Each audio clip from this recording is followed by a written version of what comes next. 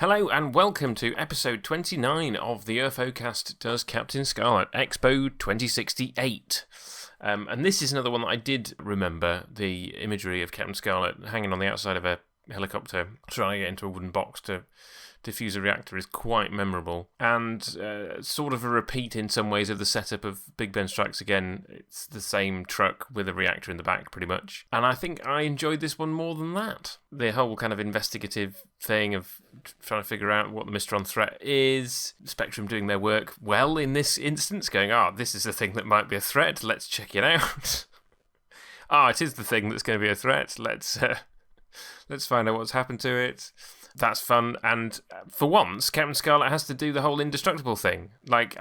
It feels ages since we've had an episode where he's had to put himself into a place where he's going to die. I can't remember the last time that happened. Though, bizarre that having been blown up, his body's not in bits, being taken back to Cloud Base to recover.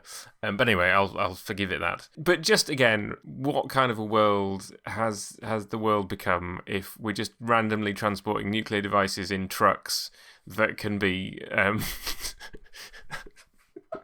that can be just taken over by the Mistrons? Because in spite of the whole we were trying to be unobtrusive, well, yes, that's probably good from an Earthling point of view, but the Mistrons clearly knew it was there. Nothing is safe from them. Nice role for Captain Black, though.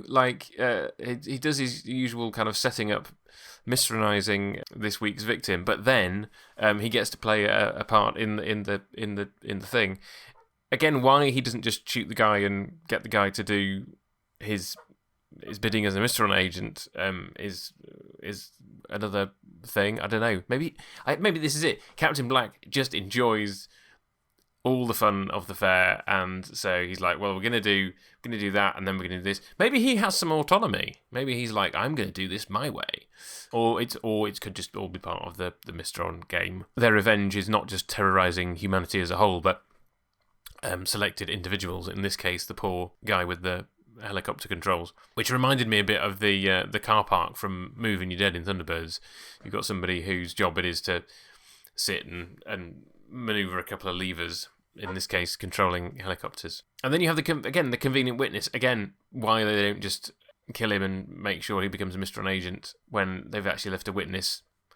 Just this episode more than most recently it feels like the Mistrons playing the game. We're kind of having fun, and nice to see the return of the rolling road with the chase sequence. Poor chap basically ends up being run off the road as a human and then run off the road as a Mistron agent. Crashing into your glass windscreen kills you whether you're a human or a Mistron agent. So yeah, nothing special, but fun, and we get the Mistron vanishing power again. Yeah, I don't really have much more to say about this one, other than enjoyed it. And now it's time for this week's Spectrum Agent Report with Michael, my co-host from the UFOcast. Now, the important thing about this whole episode is that there is no actual Expo 68. They're building it, which is fine. So that's really not that worthy of going into. You know what? I've really enjoyed this sort of rewatch and chat about Captain Scarlet as it's been going on, knowing about the Mistron detectors and all of these things I'd forgotten from my childhood. But it's been a really nice journey so far, and this is a pretty good episode. Well, in my view. Yes, it starts off with your standard, here's something, and you need to click these 3 buttons in order to stop the nuclear explosion. It's the sort of opposite of, what's-his-face's pistol. But that's what Captain Scarlet does. It shows you the storyline, it shows you the setup, and you progress through it. But watching this, I've noticed a few things that previously I was unaware of. Colonel White turns his back on the rest of his crew whenever he's on the phone. But you never see that there's a big video screen on the other wall, and because there's a whole drop-down headgear thing going on, you assume it's audio only. But he's in a big open-plan office. But every time he's finished a call with Scarlet or somebody else, he turns his big swivelly chair with his big control panel. That means he's always facing the same buttons because the control panel moves, rather than his desk moving. I suppose that makes sense if he's always needs these important buttons in front of him with whoever he's talking to. But there's only one other person in the room. It's a bit style over substance, as if the designers went, right, Colonel White, I've got this round thing for you. It's going to be great. But when will I use it? All the time? Are you sure? Yes. And that's kind of where we go with that. So I'd never really thought about that. Now, the one thing that had always been a little bugbear of mine with all of these things, and with all of the puppet things, is the hands. Now, I know you can't make the hands, but I always thought, from a design point of view, it would have been easier to make sort of fake hands that looked a bit more puppety that you would wear as a glove that you could then operate the close-up stuff. The reason that I focus on this specifically in this story is because there's the scene with the jetpack. Brilliant idea, the jetpack, because you don't have to have them running or climbing or any of the things that, the stringy puppet people don't really enjoy doing. You put them in a jetpack, see, Fireball XL5 and a host of Thunderbirds as well. There's all floating platforms that get you from A to B. And you have a bit of, bit of tension involved. So they fly him up, and then all of a sudden he gets out a jigsaw. And you know it's going to be a close-up because it's an ordinary 1960s jigsaw that he uses to cut a very, very accurate circular hole in the side of the wooden crate. Now, at the beginning of the episode, when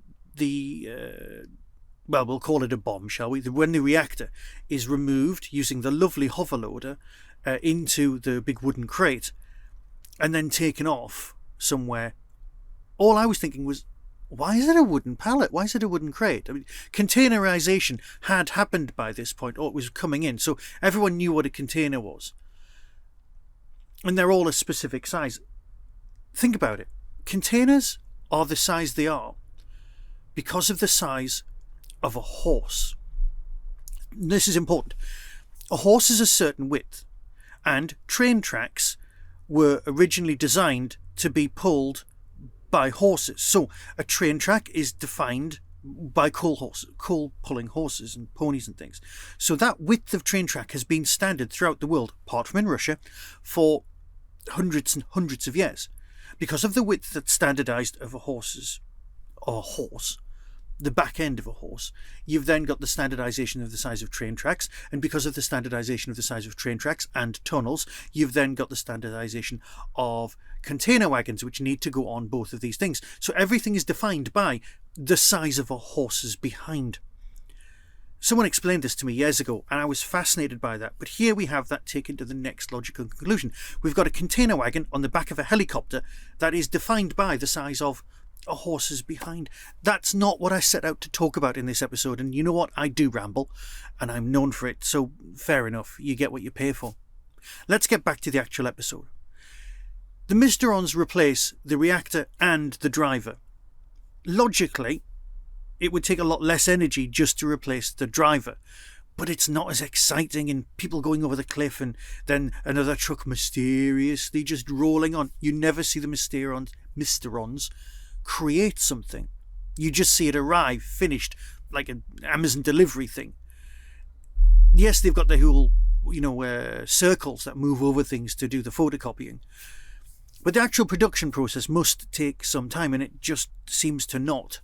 A bit like the rebuilding of their own city, which leads more credence to the whole Mysterons are basically just having a game with us. They're trying to have us killed with our own things by giving us alternative timelines with people having different motivations. But let's face it, because of that argument, that kind of poo-poos the argument of Captain Black turning up going, if you want to survive, do as exactly as I say, rather than just copying the bloke, because people are copied with their skills, and having him pilot the helicopter, the Mysteron copy, perhaps they'd used up all of their, photocopy credit that day.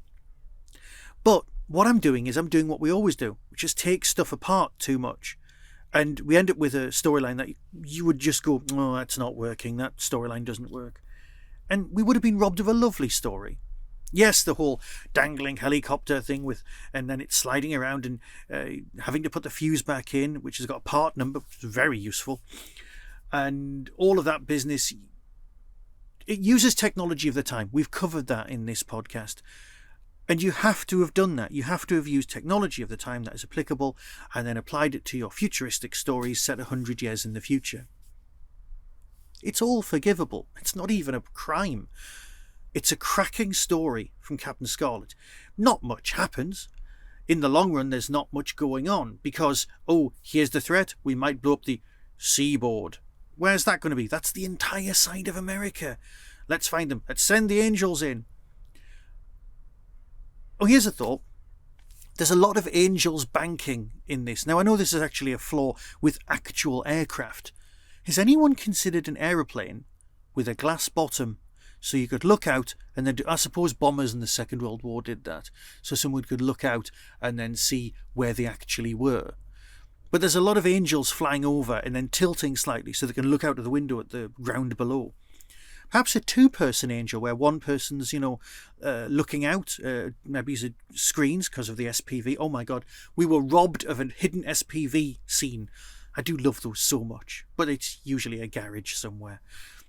Right, I have rambled, but I basically just want to say, great episode. Yeah, actually a good episode. If ever you needed to show someone what Captain Scarlet was, that would be it.